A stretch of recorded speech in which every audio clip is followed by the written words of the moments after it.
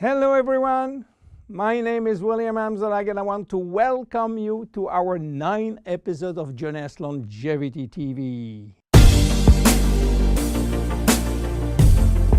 Jeunesse, we are redefining youth.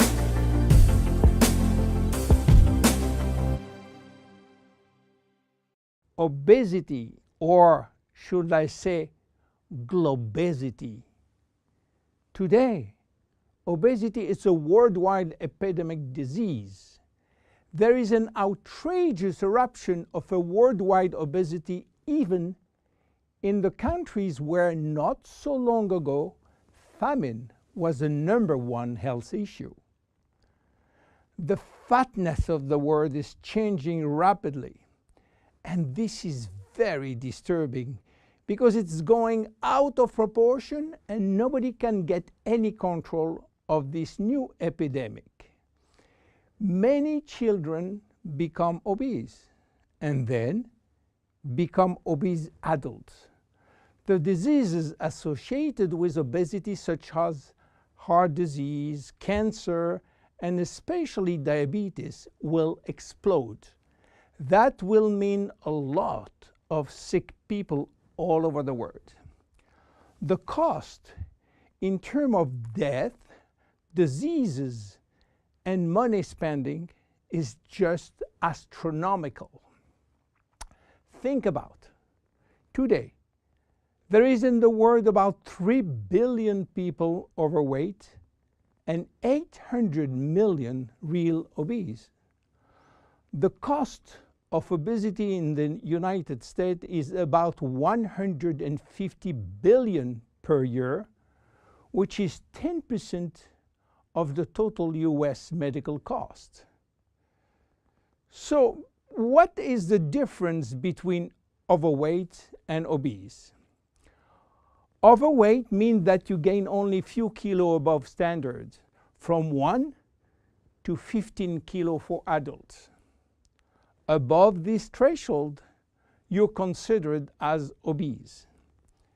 If you wish to get more detailed information, then you have to calculate your BMI, which means your body mass index, by using the following formula: your weight in kilo divided by your height in square meters. If your BMI shows a score under 18.5 per square meter, it means that you need to gain weight. You are underweight. If it is between 18.5 and 25, you are in normal standard. Between 25 and 30, you are overweight, and above 30, you are qualified for obesity. Note that BMI is a standard tool which do not apply in extremes like very tall people or very small people, and also should be adapted to children. Why people become obese? It is very simple in theory, but become more complicated when we reach fat metabolism. We are gaining weight or fat when we eat more than we spend in terms of calorie, or when we spend less than we eat in terms of calorie. So how do we get energy? The body will get energy only from the food, knowing that 1 gram of carbohydrate will release 4 calories, same for proteins, but 1 gram of fat will release 9 calories. So all depend on how much you eat and what kind of food you eat. If the food is rich in fat or in protein or in sugars. Now, how do we spend energy? There are 3 ways to spend energy. The first one is what we call basal metabolism, which is the necessary energy required to get our body working and all our million of chemical reaction working and working properly. This requires approximately 1 calorie per kilo and per hour. So if you weigh 60 kilo, you will spend in 24 hours 60 multiplied by 24 equal 1,440 calories per day. And this is good news because you have no control on that. The second spending is the necessary energy to fight against heat or cold. And these depend on the environment and the way that you are protected against heat or cold. It is called thermogenesis. And again, you have little control on that. The third one is the energy required to move your body, and that is entirely up to you.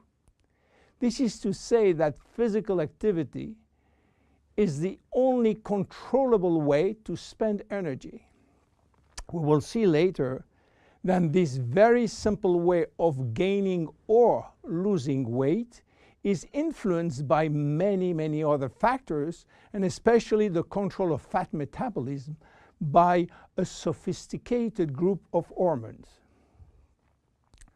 So why such epidemic? To understand, we have to go back 20,000 years ago.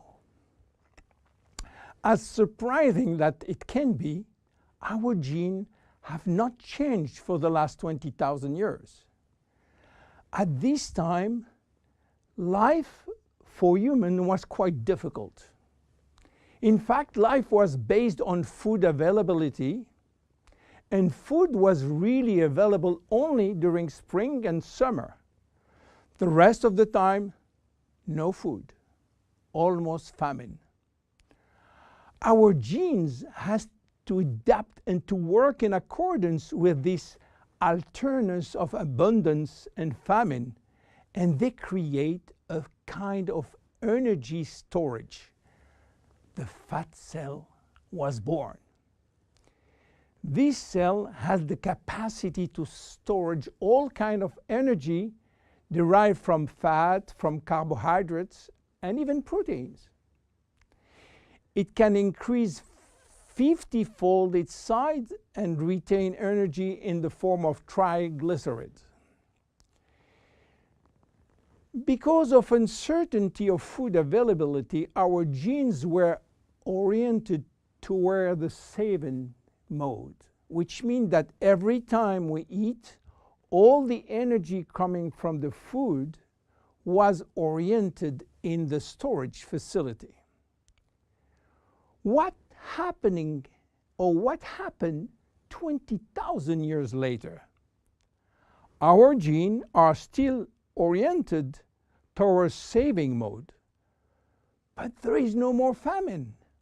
On the contrary, the new society offers an extreme abundance of food rich in calories, and that all over the year. And guess what happened?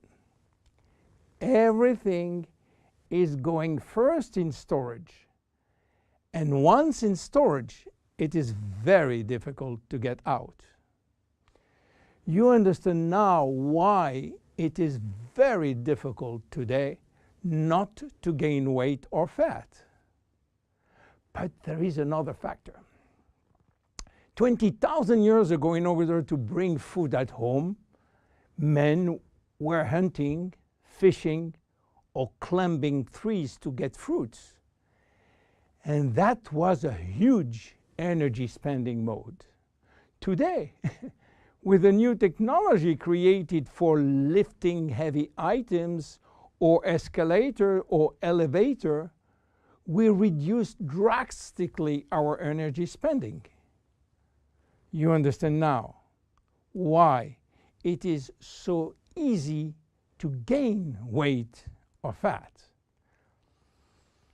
What are the consequences of obesity in terms of health and longevity? To make a long story short, it is a disaster. Being and staying obese will lead to a long list of chronic diseases, including cardiovascular disease, diabetes, cancer, metabolic syndrome, and consequently a drastic shortening of life. That will not account for the uncomfortable physical, emotional, and mental consequences of being heavy for ourselves and for our relationship. In terms of aging, obesity is shortening telomeres, increasing DNA damage, and reducing stem cell pool. So what to do for reducing obesity? Obviously, it is quite difficult considering the worldwide effort of the medical community with so small results. Health authorities are repeatedly organizing campaigns to inform people about the consequences of eating too much sugar or fat or the lack of exercise. But the food industry until now do not help and still putting on the market food rich in bad sugar and bad fat. The first step is to be convinced that improving your lifestyle, which means improving your nutrition, your physical activity, managing your stress and your emotion, in order to stop impulsive eating, will be a very good action to preserve your life and your longevity. The second step will be to use specific food supplements to help managing your fat metabolism and rebuild the muscles that you lose when lacking exercise. This is why Jeunesse decided to create a new line of product specially designed to counteract craving, to help fat metabolism, and to reduce muscle loss. Be with us in our next episode dedicated to the Zen Body line. My name is William Amzalag, and I will see you on our next episode. Thank you.